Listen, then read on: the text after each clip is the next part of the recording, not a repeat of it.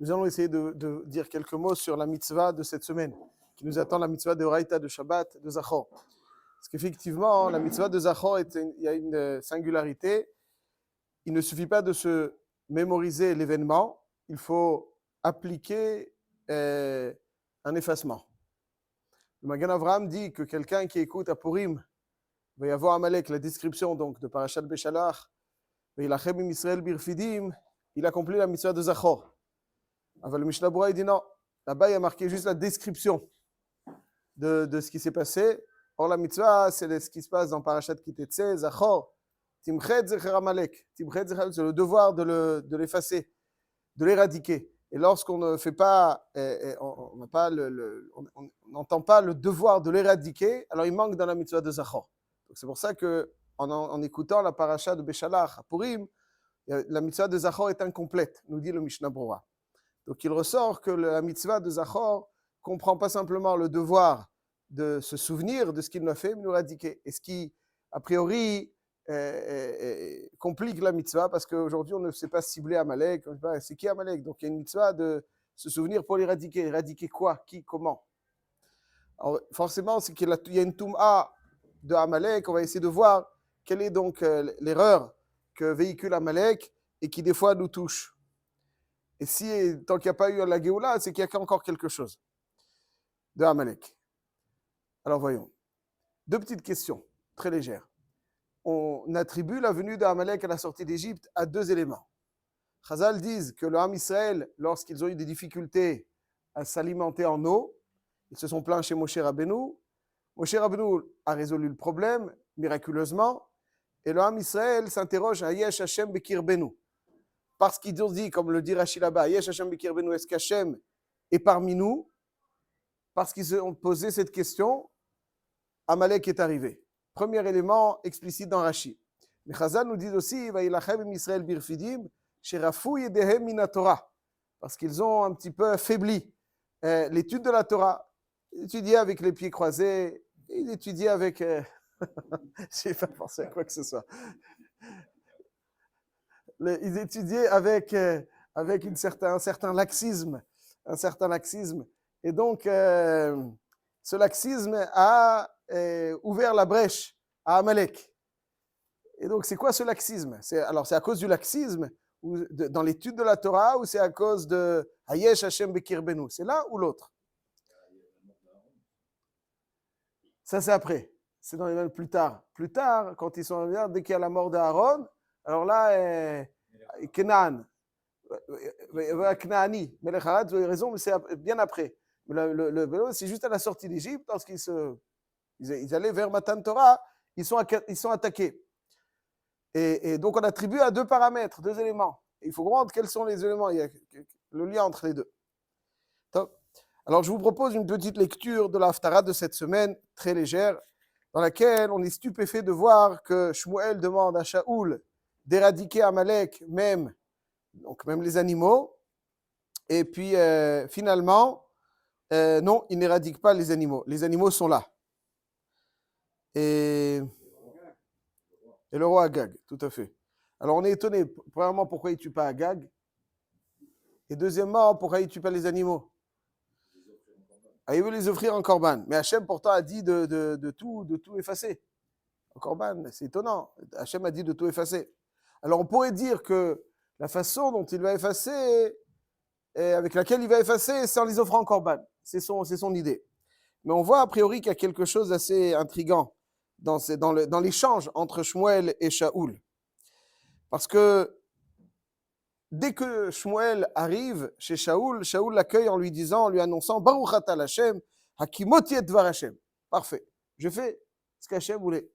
Alors Shmuel, il lui dit, alors c'est quoi le bruit de ce bétail que j'entends? Il lui dit, oui, c'est vrai, le peuple a eu pitié. Alors s'ils ont eu pitié, alors t'as pas fait. Alors on peut dire qu'ils ont eu pitié, ils disent dommage. D'une pierre deux coups, on va les éliminer en les offrant. Mais ensuite, il y a quelque chose et Shmuel lui dit non, tu n'aurais pas dû faire ça. Et il lui adresse deux reproches. Shaoul qui dit que le peuple a eu pitié, il lui dit, mais tu ne dois pas subir les pressions du peuple. C'est toi le roi. Tu décides, tu tapes du poing sur la table. Bon, pas toujours simple.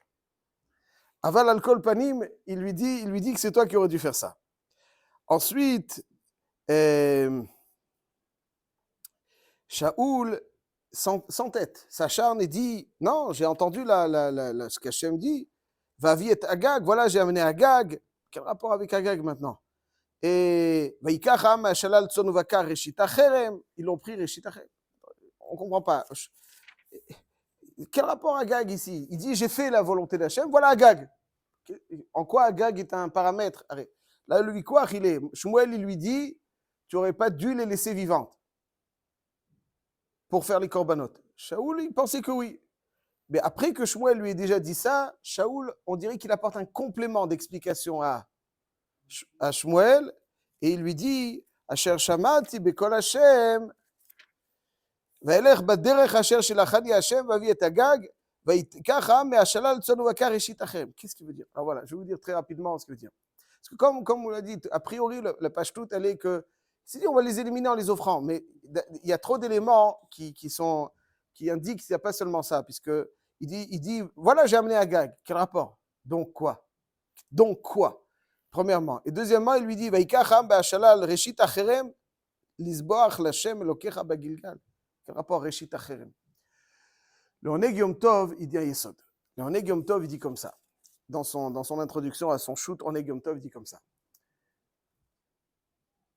Le tzivouï de détruire toute trace des béhémoths appartenant à Amalek n'est qu'après avoir effacé toute trace humaine de Amalek. Quelque part, il y a Amalek, les humains, et ensuite il y a les animaux. Lorsqu'on a effacé Amalek, on va effacer les animaux. Mais la mitzvah d'effacer les animaux ne naît que lorsqu'ils sont les restes de Amalek. Tant qu'il y a un seul humain Amaleki, il n'y a pas encore la mitzvah. Donc la réponse de Shaoul, elle a l'air d'être logique. Maintenant. Voilà. Alors, chazak. Excellent. Et quand on prend possession des animaux appartenant à Amalek, avant que naisse la mitzvah, au moment où le dernier des humains de Amalek n'est plus et où il y a la mitzvah, on a déjà pris possession de leur bête.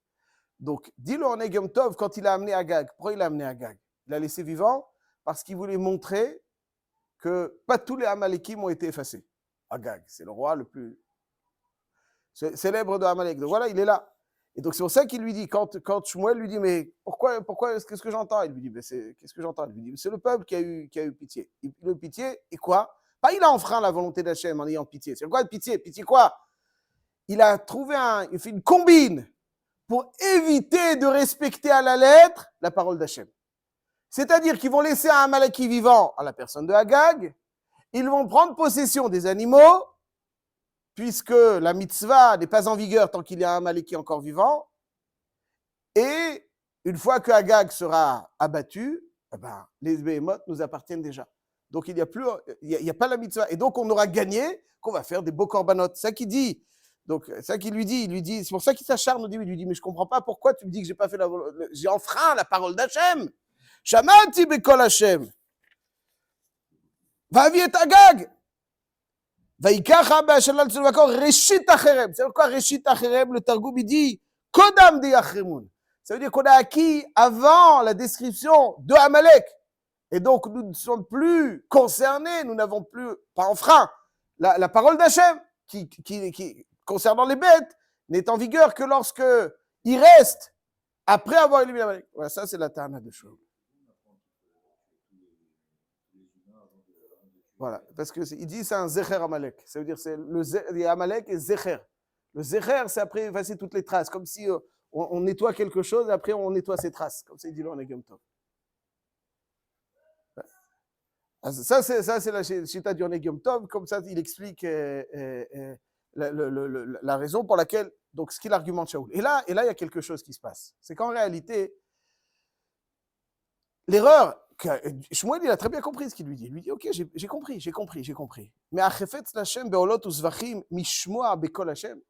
Toi, tu nous fais des combines pour éviter l'injonction divine.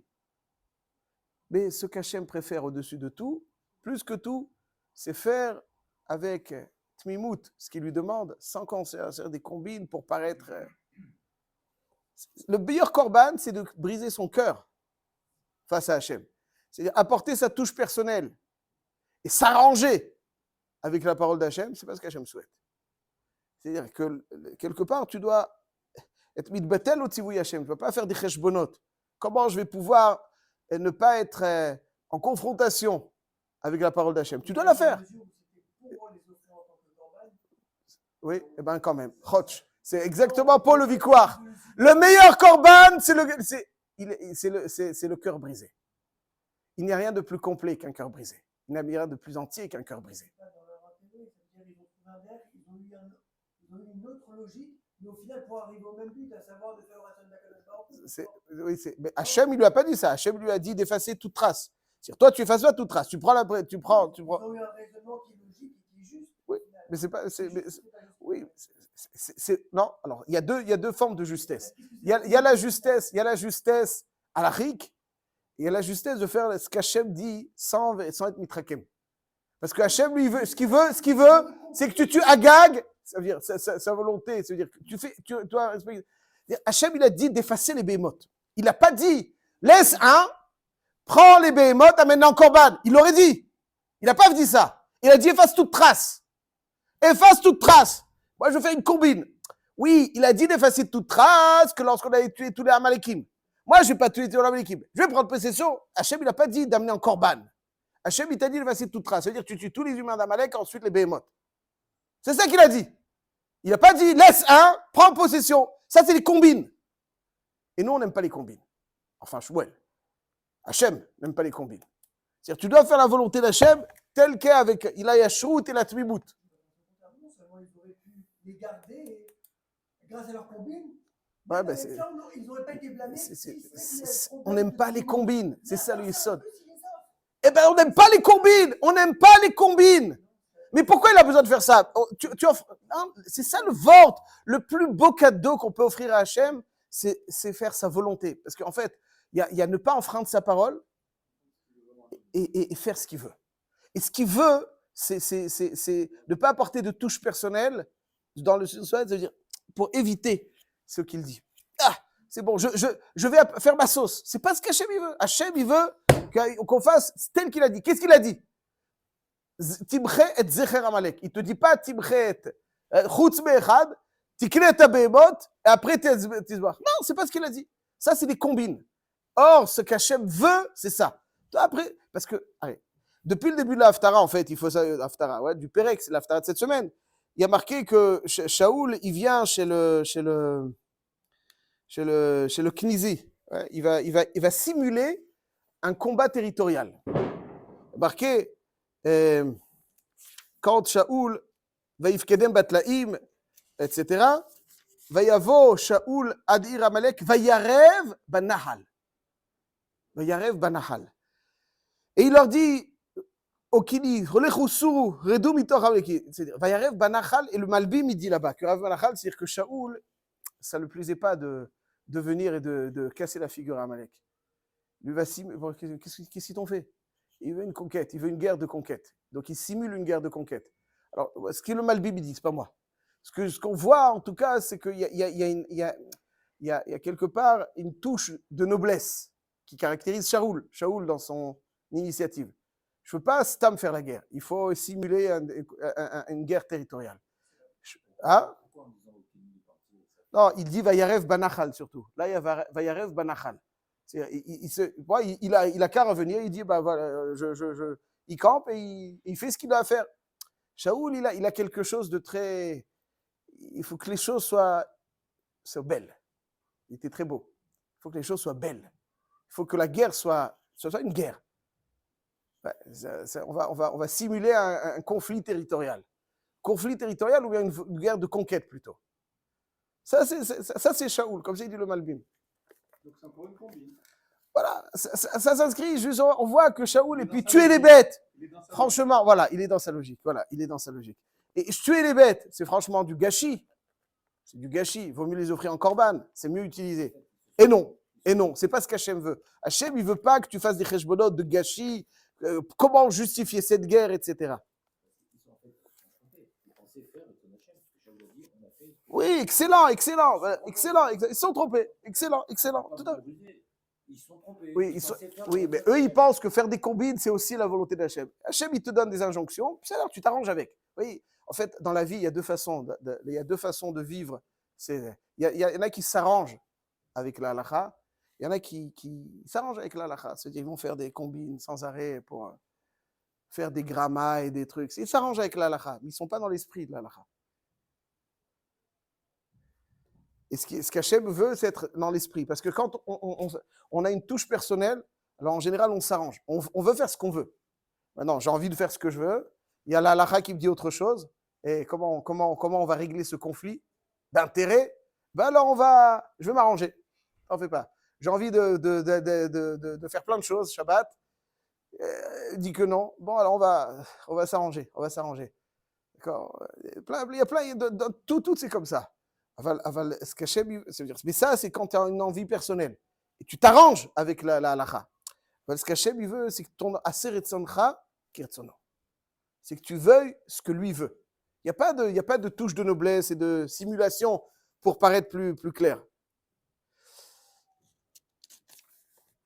Donc, à un moment, Shaoul a voulu faire Shuvah. Oui, il veut, mais Shmuel ne l'accepte pas. Et pourquoi Yomeler, il voulait. Yeshaya, donc eux, il a dit, après Bourou là, il est intervenu. Il a dit. C'est pas à cause de ça que Shaoul a été destitué. Parce qu'il a écouté le peuple. Il ne méritait pas d'être roi. Un roi, ça n'importe pas le peuple. Oui, mais pour expliquer Yomeler, c'est une manière. Chazak. Il n'y avait pas encore le côté pilier. Voilà. Vayarev banachal, je te lis le Malbim, il dit comme ça. Ba'asher en mechukei amlachim letager milchama blo eze ila. Ke'inyan mali velecha ki bata elai leilachem be'artzi. ביקש שם מריבה בנחל שלפני ערי עמלק, ששאול אמר שהנחל והבקעה שייך אליו, ועמלק רב עמו על זה עד שזה היה עילת המלחמה. וגם זה מורה שלא קיים המצווה כראוי, שלא היה לו לבקש רק סיבה מפני שהשם ציווהו. או כמו שאמר דוד, הלא משנאיך השם אשנא. Amalek, il m'énerve parce qu'ils énervent Hachem. Pas parce que moi j'ai un conflit avec eux, parce que je veux une conquête. Il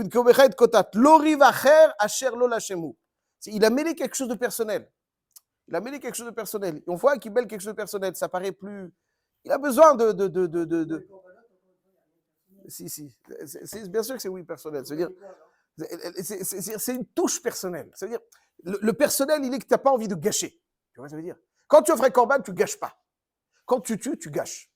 Je ne veux pas gâcher. C'est du gâchis.